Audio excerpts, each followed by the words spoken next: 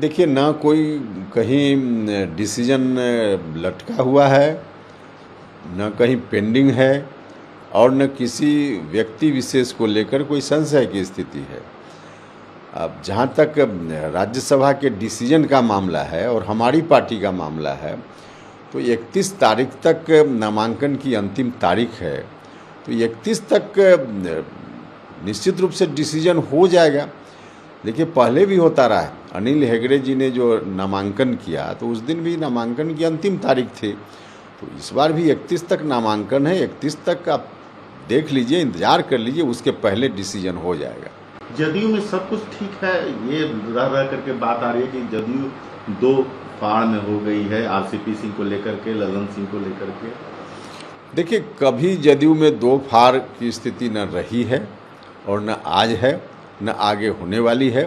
नीतीश कुमार जी का नेतृत्व है और सब लोग एकजुटता के साथ हैं और रहेंगे। एनडीए, बिहार एनडीए की स्थिति क्या है? बिहार एनडीए में रह करके बयान आ रहे हैं सरकार को लेकर के, राज्यसभा की कैंडिडेचर को लेकर के लगातार तरह तरह के बयान आ रहे हैं। देखिए, बयान किसी व्यक्ति विशेष का किसी भी इशू पर हो सकता है कि इधर उधर का बयान आ जाए, वरना पार्टी के रूप में भारतीय जनता पार्टी की ओर से कोई आधिकारिक बयान कभी भी इस तरह का नहीं आया जिससे लगे कि एनडीए में कोई खटपट है, या फिर जेडीयू की ओर से भी पार्टी की ओर से कोई इस तरह का स्टेटमेंट कभी नहीं आया। दोनों पार्टी का जो लीडरशिप है या जो आधिकारिक रूप से जिनके बयान का मतलब पार्टी का बयान होता है, वैसे लोगों का मन बिल्कुल साफ है और पूरी ईमानदारी के साथ दोनों पार्टी के लोग एनडीए में हैं और रहेंगे। सीबीआई रेड हुआ राबड़ी जी के आवास पर, लालू जी के घर पे, तेजस्वी के घर पे। इसको लेकर के राजद मुखर है। वो उसका कहना है कि सीबीआई रेड नीतीश कुमार को डराने के लिए किया गया है और नीतीश कुमार से आरजेडी की जो नज़दीकी बढ़ी है, इसके कारण ये रेड पड़ा है। देखिए, नीतीश कुमार जी का आरजेडी से नज़दीकी का एक तो कोई मामला ही नहीं है, और फिर रेड पड़ा है आरजेडी के ऊपर और उनके नेताओं के घर में, और पहली बार कोई रेड पड़ा हो ऐसा भी नहीं है।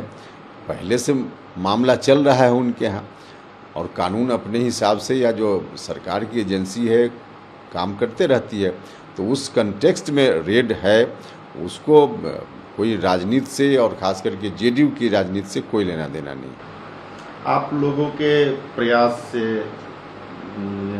जातीय जनगणना होने की बात हो रही है, उसको लेकर के सर्वदलीय बैठक भी बुलाई गई थी और उसमें भाजपा शामिल हो रही है, लेकिन ये सारा श्रेय राजद के नेता लूटने में लगे हैं कि हम लोग के चलते ये राजनीतिक बैठक हो रही है सभी पार्टियों की, और हम लोग का दिन है कि बिहार में जातीय जनगणना हो। देखिए, अब कोई अपनी पीठ थपथपा ले, उसकी मर्जी, लेकिन सब लोगों को मालूम है कि आज से नहीं, काफ़ी पहले से नेशनल एग्जीक्यूटिव की जो बैठक हुई थी हमारी पार्टी की, उसका प्रस्ताव है।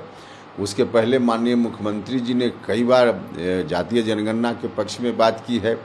विधानमंडल में जो प्रस्ताव पारित हुआ उसमें भी प्रस्ताव मुख्यमंत्री जी की ओर से प्रस्ताव था, जिसका समर्थन सब लोगों ने किया। और देश भर में नहीं हो रहा है, लेकिन बिहार की सरकार करा रही है, तो माननीय मुख्यमंत्री जी के चलते हो रहा है। अब दावा जिसको करना हो करे, लेकिन स्थिति तो बिल्कुल साफ है कि नीतीश कुमार जी हैं अभी, इसलिए जातीय जनगणना बिहार में हो रही है। नीतीश कुमार जी नहीं होते तो जातीय जनगणना बिहार में भी नहीं होती। यह अब तो बिल्कुल स्पष्ट है।